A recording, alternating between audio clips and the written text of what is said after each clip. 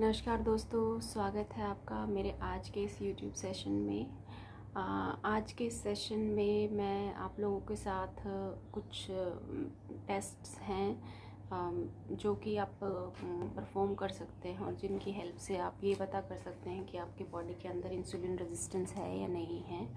जैसा कि मैंने आप लोगों को अपने पहले वीडियोस में भी बताया है कि इंसुलिन जो रेजिस्टेंस है वो एक सबसे बड़ा कारण है हमारी बॉडी में डायबिटीज़ जैसे डिजीज़ को पैदा करने पे। और इंसुलिन रेजिस्टेंस की वजह से आपको हाई बीपी की प्रॉब्लम होती है, आपकी किडनी की फंक्शनिंग है वो डैमेज होती है, तो किडनी की फंक्शनिंग प्रॉपर नहीं हो पाती है और बाकी ऑर्गन्स के ऊपर भी आपके इंसुलिन रेजिस्टेंस का जो इफ़ेक्ट है वो देखने को मिलता है।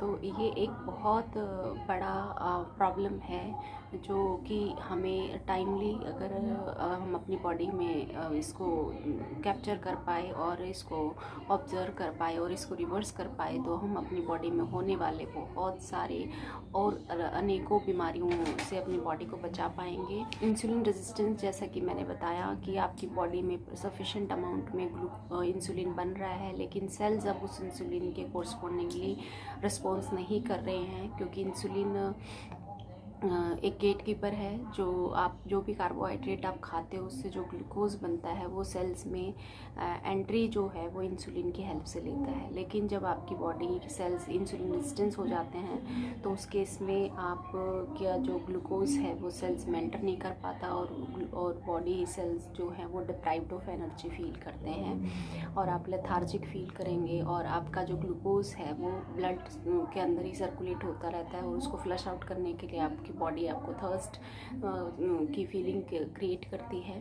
तो आप एक्स्ट्रा पानी पीते हैं, एक्स्ट्रा यूरिनेशन होती है और आपको क्योंकि एनर्जी नहीं मिल रही है अपने ग्लूकोज से और जिस वजह से आप लो इन एनर्जी फील करते हैं। तो सबसे पहला जो इम्पोर्टेंट टेस्ट आप कर सकते हैं, अब आप अपनी कमर का घेरा नाप लें और आप आपकी हाइट नाप लें। सपोज़ मेरी हाइट 5 फुट 4 इंच है, तो मेरी हाइट को इंचज़ में अगर मैं कन्वर्ट करूँगी तो 5 फुट में हो गए 60 इंचज़ प्लस 4 इंच जो और हो गया तो 64 इंच हो गया। और मेरी कमर सपोज 30 इंच है, तो 30 इंच डिवाइडेड बाय 64 इंच वो जो रेशो आएगा वो रेशो मैं चेक करूँगी। और अगर वो रेशो लेस देन 0.53 है, अगर वो रेशो लेस देन 0.53 है तो मेरी बॉडी इंसुलिन सेंसिटिव है कि वट जितनी भी इंसुलिन मेरी बॉडी में बन रही है सेल्स उसके कोरस्पॉन्डिंगली उस इंसुलिन के कोरस्पॉन्डिंगली रिएक्ट कर रहे हैं। अगर ये रेशो 0.53 से 0.58 के बीच में आता है तो कुछ इंसुलिन रेजिस्टेंस मेरी बॉडी में डेवलप हो चुका है। रेंज क्या है? 0.53 से लेकर 0.58 तक में मेरी बॉडी में कुछ level of insulin resistance develop हो गया है। और अगर मेरे कमर का रेशो हाइट के रेशो के साथ जो डिवाइड करती हूँ, कमर डिवाइड बाय हाइट, अगर वो डिवाइड करने पर वो रेशो जो है वो 0.58 से ज़्यादा आता है तो इसका मतलब मेरी बॉडी में एक significant amount of insulin resistance develop हो चुका है। बॉडी में इंसुलिन है लेकिन बॉडी इंसुलिन को रिस्पॉन्ड नहीं कर रही है, तो वो हमारे लिए एक अलार्मिंग साइन है। इसलिए हमें बार बार हम कहते हैं कि कमर का घेरा जो है वो ऑब्ज़र्व करते रहें। आपकी कमर का साइज़ अगर बढ़ रहा है आपकी हाइट के रेशो में तो वो आपके लिए एक डेंजर साइन है और इससे आप अलर्ट हो जाएं। तो इसलिए अपनी कमर के साइज़ को ना बढ़ने दें। अपने मोटापे के कमर के अराउंड जो मोटापा बढ़ना है वो आपके लिए डेंजरस है। दूसरा जो टेस्ट हम आप कर सकते हैं वो है, आप अपना जब भी ब्लड टेस्ट कराते हो, लिपिड प्रोफाइल कराते हो, तो उसमें आप 2 लेवल्स आप देखते हो। एक ट्राइग्लिसराइड लेवल होता है और एक हाई डेंसिटी लिपोप्रोटीन्स होते हैं HDL। तो आप ट्राइग्लिसराइड का जो भी आपकी रीडिंग है उसको डिवाइड करेंगे HDL की रीडिंग के साथ और उसका रेशियो निकालेंगे, ट्राइग्लिसराइड डिवाइडेड बाय HDL। ठीक है, जो ट्राइग्लिसराइड की वैल्यू है उसको HDL की वैल्यू से डिवाइड करेंगे और अगर वो डिवाइड करके हमारा जो वैल्यू है 1.9 से नीचे आता है तो आपकी बॉडी इंसुलिन सेंसिटिव है, आपकी बॉडी परफेक्टली काम कर रही है इंसुलिन के साथ। और अगर ये वैल्यू 2.0 से 3 के बीच में आती है तो इंसुलिन रेजिस्टेंस कुछ अमाउंट का डेवलप हो चुका है। और अगर ट्राइग्लिसराइड डिवाइड बाय एचडीएल का जो रेशियो है वो 3 से ज़्यादा आता है तो आपकी बॉडी पे एक significant level of insulin resistance develop हो चुका है, यानी कि आपकी बॉडी के अंदर ट्राइग्लिसराइड्स का बढ़ना इन कंपैरिजन टू एचडीएल वो एक सिग्निफिकेंट सिंबल है कि आपकी बॉडी के अंदर इंसुलिन रेजिस्टेंस डेवलप हो चुका है। तो एक टेस्ट नंबर 2 हो गया है। टेस्ट नंबर 3 जो है वो है, अगर आप एक ग्लूकोज टेस्ट कर सकते हैं कि आप 75 ग्राम शुगर है वो ग्लूकोज जो है वो डाइल्यूट करके पानी में और वो पी लीजिए, और फिर उसके बाद उसके आधे घंटे बाद टेस्ट करें और अपना ग्लूकोज लेवल चेक करें अगर वो एलिवेटेड है। फिर उसके बाद 2 घंटे बाद फिर चेक करें। अगर आपका मेटाबॉलिक रेट ठीक है और इंसुलिन रेजिस्टेंस आपकी बॉडी में नहीं है तो आपकी जो ग्लूकोज लेवल है वो एलिवेटेड नहीं रहेंगे, वो नॉर्मल हो जाएंगे। लेकिन अगर 2 घंटे बाद भी आपकी ब्लड स्ट्रीम का ग्लूकोज लेवल हाई है तो इसका मतलब ये है कि आपकी बॉडी के अंदर इंसुलिन रेजिस्टेंस है और आप का जो ग्लूकोज है वो अभी भी ब्लड के अंदर सर्कुलेट हो रहा है और इंसुलिन की प्रति जो आपके सेल्स की सेंसिटिविटी है वो नहीं है, जिसकी वजह से ग्लूकोज जो है वो सेल्स कंज्यूम नहीं कर पा रहे हैं। फिर जो लास्ट और बहुत प्रिसाइज और इम्पॉर्टेंट टेस्ट है, अगर इन सारे ऊपर वाले टेस्ट्स में भी आप अपनी इंसुलिन रेजिस्टेंस को कैप्चर नहीं कर पाते हैं तो एक बहुत ही इफ़ेक्टिव टेस्ट है जिसको बोलते हैं HOMA IR। HOMA means homeostatic insulin resistance model test है, जिसको होमा IR टेस्ट भी बोलते हैं।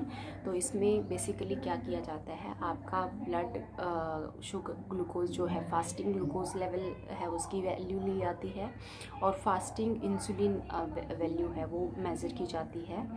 और इनकी यूनिट्स का स्पेशली अगर आपकी जो यूनिट्स आपके टेस्ट है, टेस्ट रिपोर्ट के अंदर आप यूनिट्स चेक कर लेंगे कि मिलीग्राम पर डेसीलीटर, अगर इसमें ये वैल्यूज़ हैं तो वो एक फार्मूला लगाते हैं होमा IR निकालने के लिए, इंसुलिन रेजिस्टेंस निकालने के लिए। फार्मूला क्या है, fasting glucose multiplied by fasting insulin and whole divided by 405। तो इट्स फास्टिंग ग्लूकोज और इंसुलिन फास्टिंग इंसुलिन को की वैल्यूज़ को मल्टीप्लाई करेंगे और उसको जो रिज़ल्ट आएगा उसको 405 से डिवाइड कर देंगे। और डिवाइड करने पर अगर ये जो रिज़ल्ट है उसका जो वैल्यू है वो 1 से नीचे आता है, यानी कि 1.0 से नीचे है तो आपकी बॉडी में कोई इंसुलिन रेजिस्टेंस नहीं है, आपकी बॉडी परफेक्टली वर्क कर रही है।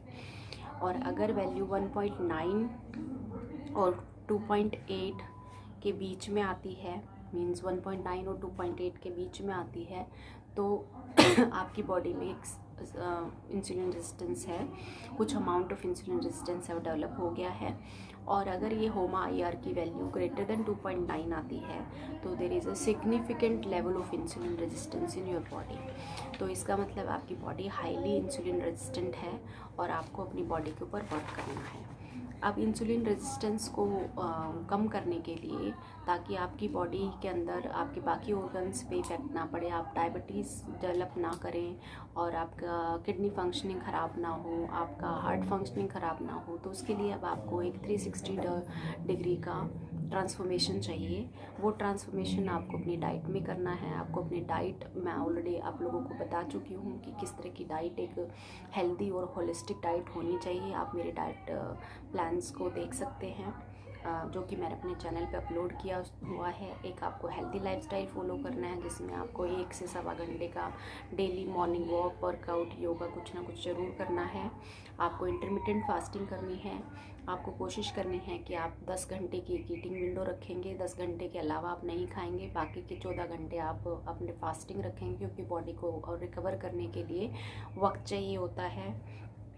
और आप ज़्यादा फ्रिक्वेंटली नहीं खाएंगे, जैसा कि आजकल मॉडर्न एलोपैथी में डॉक्टर रिकमेंड करते हैं कि छोटे छोटे 5 to 6 टाइम्स खाएं। ऐसा आपको नहीं करना है, क्योंकि 5 to 6 टाइम्स जितनी बार भी आप खाओगे आपकी बॉडी में ग्लूकोज जनरेट होगा, ग्लूकोज के कोरस्पॉन्डिंगली आपकी बॉडी को इंसुलिन की रिक्वायरमेंट रहेगी। तो आपकी बॉडी हर वक्त उस लूप में फंसी रहेगी जिसमें कि ग्लूकोज जनरेट हो रहा है और उसको कंज्यूम करने के लिए इंसुलिन की रिक्वायरमेंट बढ़ रही है। तो आपको कोशिश करनी है कि आपको ईटिंग विंडो 10 आवर्स की रखनी है और आपको एट द मैक्स 2 से 3 बार ही खाना खाना है और लो कार्ब खाना खाना है। और लो कार्ब खाना मैंने आपको बताया है कि कौन से ग्रेन्स हैं जो कि बहुत धीरे धीरे ग्लूकोज रिलीज़ करते हैं आपके ब्लड सेल के अंदर, बॉडी के अंदर। तो आप किनवा ले सकते हो, आप एमरंथ ले सकते हो, आप ओट्स ले सकते हो, आप बेसन का काले चने का आटा ले सकते हो। और कोशिश करें आपके 3 मील में से दो नहीं तो 1 मील आपका अनकुक्ड मील होना चाहिए। और जो इंसुलिन रेजिस्टेंस या डायबिटीज़ टाइप 2 डायबिटीज़ रिवर्सल के लिए जो मैंने डाइट चार्ट बताया है वो एक बेस्ट डाइट चार्ट है। अगर आप उस डाइट चार्ट को फॉलो करेंगे तो आप इंसुलिन रेजिस्टेंस को आप कम कर पाएंगे। दूसरा, आपको ये ध्यान रखना है कि जो भी आपका बॉडी वेट है उसका आपको सपोज़ 60 kg बॉडी वेट है तो उसका 10 टाइम्स आपको फ्रूट्स लेने हैं। तो 60 का 10 टाइम्स 600 ग्राम आपको कच्चे फ्रूट्स खाने हैं, मतलब रॉ फॉर्म में फ्रूट्स खाने हैं। तो फ्रूट्स आपके जो भी सीजनल फ्रूट्स हैं वो आप खा सकते हैं। और 5 टाइम्स आप अपनी बॉडी वेट का सैलेड खाएंगे। तो अगर आपका 60 kg वेट है तो मल्टीप्लाइड बाई 5 300 ग्राम आपको सैलेड वेजिटेबल्स खानी है, जिसमें आपको खीरा, ककड़ी, ककुम्बर, जो भी सीजनल वेजिटेबल अवेलेबल है एज ए सैलेड आप खाएंगे। और इस तरह से अगर आप अपने लाइफस्टाइल को चेंज करेंगे, इंटरमिटेंट फास्टिंग करेंगे और डाइट को चेंज करेंगे और अच्छे से वर्कआउट करेंगे तो आप अपनी बॉडी के अंदर हो रहे इंसुलिन रेजिस्टेंस को रिवर्स कर पाएंगे। और उम्मीद है आज का ये वीडियो आपको अच्छा लगा होगा। इन टेस्ट्स की हेल्प से जान पाएंगे कि कैसे आपकी बॉडी इंसुलिन रेजिस्टेंस है या नहीं है। और अगर उस बॉडी में इंसुलिन रेजिस्टेंस की शुरुआत हो चुकी है तो आपको अपने लाइफस्टाइल पे वर्क करने की ज़रूरत है। और अगर आज का कंटेंट आपको पसंद आया हो तो इस कंटेंट को अपने दोस्तों के साथ शेयर करें और अपने फैमिली मेम्बर्स के साथ शेयर करें। और चैनल पे नए हैं तो चैनल को सब्सक्राइब करें।